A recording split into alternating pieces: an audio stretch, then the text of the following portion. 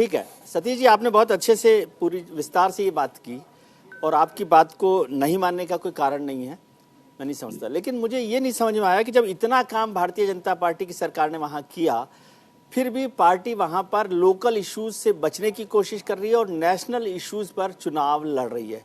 पहला national issue है कि प्रधानमंत्री मोदी जी के नेतृत्व में चुनाव हो रहा है, जयराम ठाकुर की लीडरशिप को लेकर आप आगे नहीं बढ़ रहे मोटे तौर पर। दूसरी बात, जो नेशनल इश्यूज हैं, आपने यूसीसी की बात की, फिर बात की कि अयोध्या में राम मंदिर का निर्माण आप करवा रहे हैं, उज्जैन में महाकाल का जो लोक है उसका निर्माण आप करवा रहे हैं, काशी कॉरिडोर का आपने निर्माण करवाया है।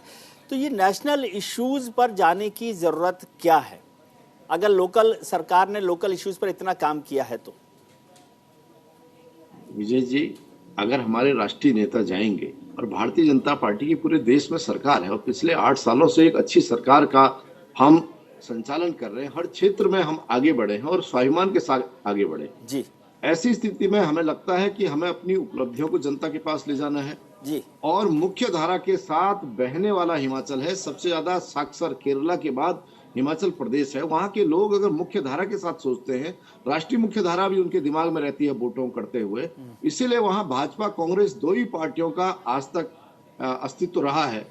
अन्य पार्टियां टूटी, नई पार्टी बनी, बाद में भाजपा कांग्रेस में ही मर्ज हो गई जी। इसलिए बड़े विनम्रता से मैं ये कहना चाहूंगा कि पिछले 5 साल में राज्य सरकार का जो संकल्प था, उसका बाद अभी जो हम अपना संकल्प पत्र लेकर आए हैं उसमें हमने ईमानदारी से कहा है कि 95% काम हमने कर दिए हैं या वो पूर्ण होने की दिशा में है, बाकी पे हमारे प्रयास जारी हैं।